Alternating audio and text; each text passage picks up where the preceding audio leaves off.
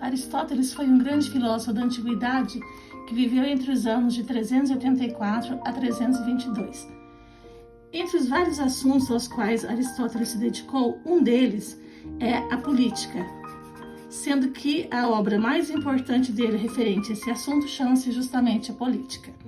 Para a gente entender algumas ideias dele acerca dessa obra e daquilo que ele aborda, é importante levar em conta alguns aspectos. Primeiro deles, para Aristóteles, todas as coisas têm uma teleologia,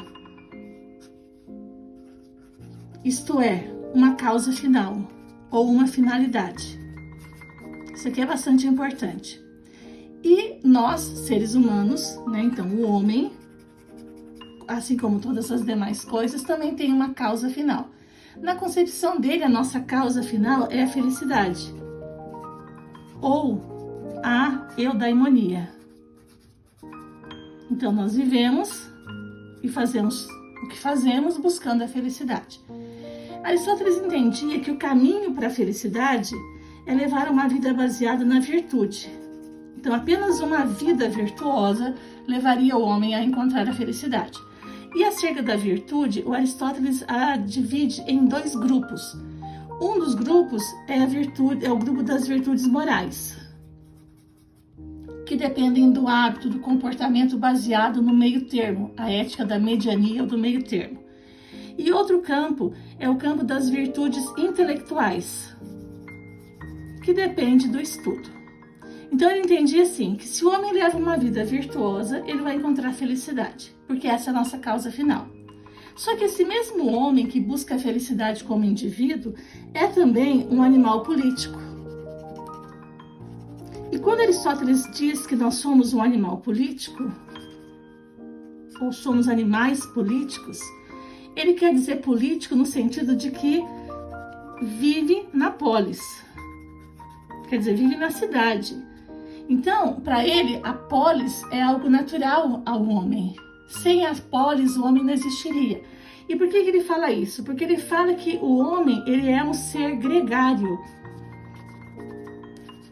Ele precisa viver junto com outros homens.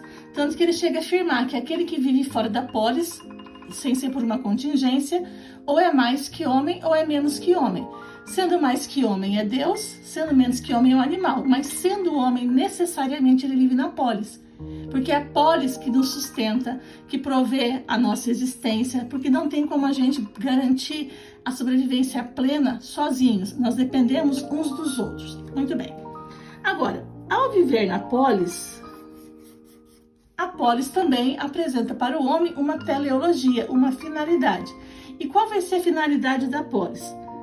A finalidade da polis é a virtude suprema. E qual é a virtude suprema? É a justiça. Então, a vida na polis deve estar voltada para a obtenção da justiça. E como é que você vai alcançar a justiça? Só tem uma forma, através do bem comum. Então, Aristóteles diz o quê? Que o bem comum é sempre mais importante que o bem individual. Que vivendo juntos na polis, os homens devem trabalhar para a promoção do bem comum, que é a justiça maior. Uma polis justa é aquela que vai permitir aos homens como indivíduos alcançarem a felicidade. A felicidade coletiva depende do bem comum, que está associado à justiça da polis.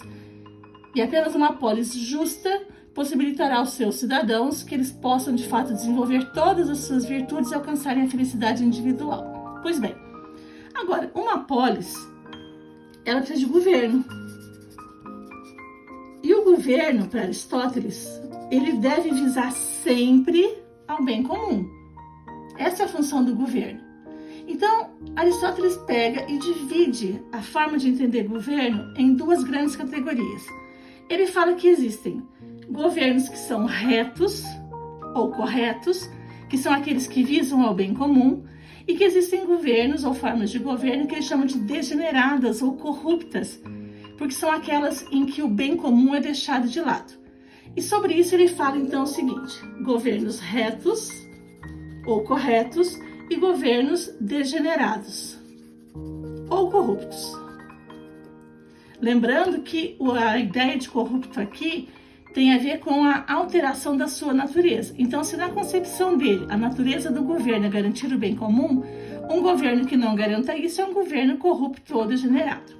E aí, sobre isso, ele fala que existem, então, 3 formas de governos retos. A monarquia, a aristocracia e a república, ou polícia. E do outro lado estão as formas de governo que ele considera degeneradas, que são aqueles governos que não visam ao bem comum, que são a tirania, a oligarquia e a democracia. Então, olha só como ele coloca. Ele fala assim: o governo de um só, se está voltado à promoção do bem comum, é monarquia. Então, é uma forma de governo reta, que vai promover a justiça na polis.